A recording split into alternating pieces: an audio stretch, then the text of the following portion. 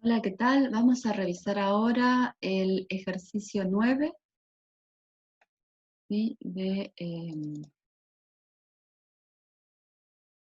la guía de introducción a la química, edición 2019, termodinámica y termoquímica.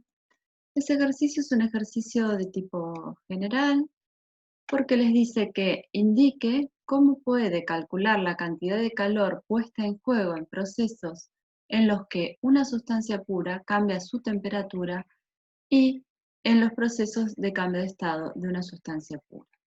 Yo, para explicarles este ejercicio, primero que nada deberían de acuerdo al plan de clase, leer el capítulo del Brown y ver las clases virtuales que subimos. Y para ayudarlos un poquito en la resolución de este ejercicio, lo que hice fue prepararles una presentación en PowerPoint, que me pareció más fácil porque hay que hacer gráficos, después me salen medios chuecos y no son muy lindos. Entonces, esta es la presentación que les voy a ir mostrando.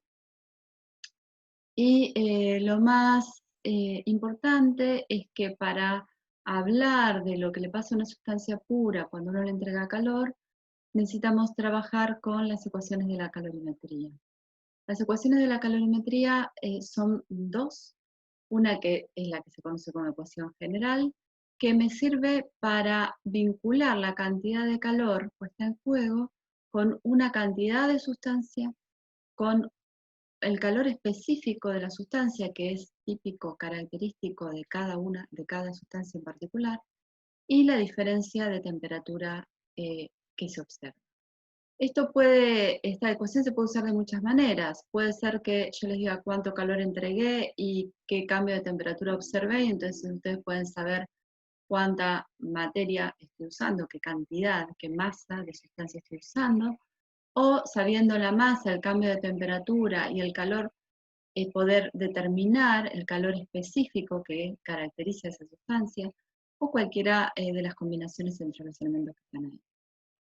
La segunda ecuación es una ecuación que se refiere al cambio de estado, o sea, que se le suele llamar calor latente.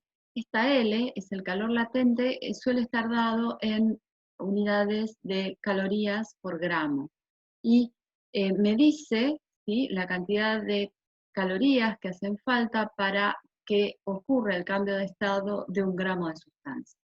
Dependiendo del cambio de estado que esté involucrado, va a tener un subíndice que me va a decir el cambio de estado al que me estoy refiriendo. Por ejemplo, puede ser un calor latente de fusión, de vaporización, de condensación, etc.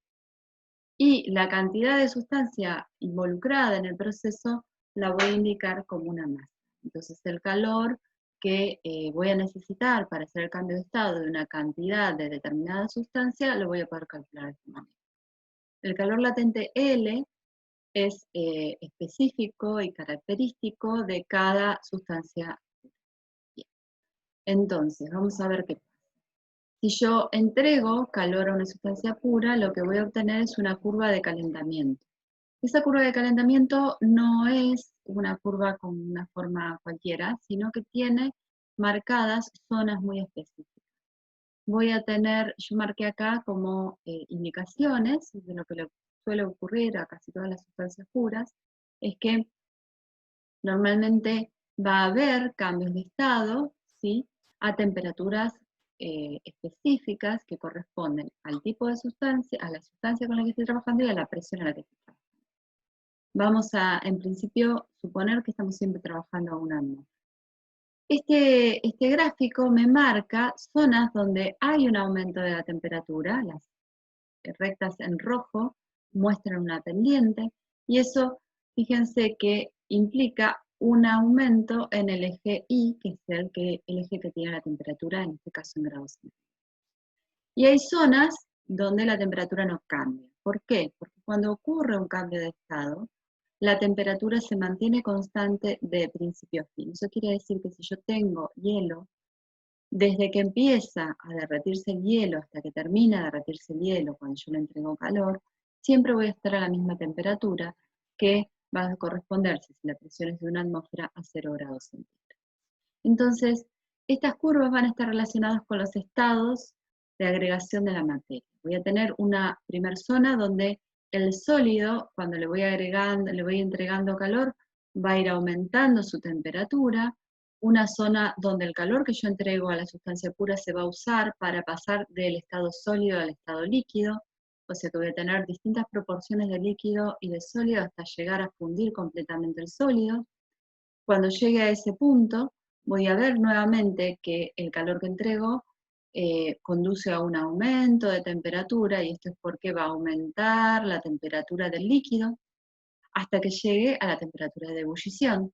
Y cuando llegue a la temperatura de ebullición, el calor que voy a darle al sistema se va a usar para convertir el líquido en vapor, o sea, la fase líquida en fase gaseosa, ¿sí? Y recién cuando toda la sustancia esté en fase gaseosa, voy a ver que el calor que yo voy agregando se va a corresponder a un aumento de temperatura de esa fase gaseosa. Cada una de esas partes, cada una de esas etapas, se pueden calcular de formas diferentes, se pueden calcular de formas independientes. Entonces yo puedo saber el calor involucrado en el calentamiento del sólido, el calor involucrado en la fusión, el calor involucrado en el calentamiento del líquido, el calor involucrado en la vaporización y el calor involucrado en el calentamiento del gas. Por supuesto, todas estas partes me van a indicar que si yo quiero ir desde el punto que marqué como inicio de mi proceso hasta el final, voy a tener que considerar la suma, ¿sí?, de todos esos calores, de todos esos aportes.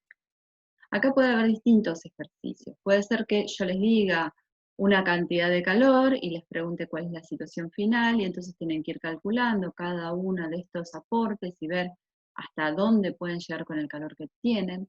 O puedo darles una situación inicial y una final y preguntarles cuánto calor está involucrado. Ahora, ¿cómo hacemos para calcular Q1, Q2, Q3, Q4, Q5? En este caso sería el caso típico de una sustancia pura. Voy a usar justamente las ecuaciones de la calorimetría. Para las zonas donde estoy en un estado de agregación y lo que veo es un aumento de la temperatura, voy a usar la masa por el calor específico de ese estado. Por ejemplo, en este caso, fíjense que esto es una letra L minúscula que se corresponde al calentamiento del líquido, y la variación de temperatura en ese proceso, en esa etapa, en esa partecita. O sea que en este caso, por ejemplo, yo les puse delta T3, porque estoy calculando el Q3, que sería desde la temperatura de fusión hasta la temperatura de ebullición. O sea que ese delta T3 es la temperatura de ebullición menos la temperatura de fusión. Fíjense que en los tres casos la masa es la misma, pero el calor específico del sólido, del líquido y del gas no tienen por qué ser los mismos, y las diferencias de temperatura son necesariamente diferentes. O sea, acá voy a tener la diferencia entre la temperatura de fusión y el inicial, acá voy a tener entre la temperatura de ebullición y la de fusión, y acá voy a tener entre delta T5 la temperatura final menos la temperatura de ebullición. Para las zonas donde están los cambios de estados, que las temperaturas son constantes, voy a usar el calor latente. Y entonces voy a necesitar el calor latente de fusión para Q2, que se corresponde a la fusión del sólido para ser líquido, y el calor latente de vaporización para pasar del líquido a gas, que sería lo que corresponde al Q4. ¿Sí? La masa sigue siendo la misma. Entonces voy a combinar las ecuaciones de esas 5 etapas, las voy a sumar, y entonces voy a poder calcular el calor total como la suma de los aportes de cada una de esas etapas, y acá les escribí las mismas ecuaciones que estaban puestas en el.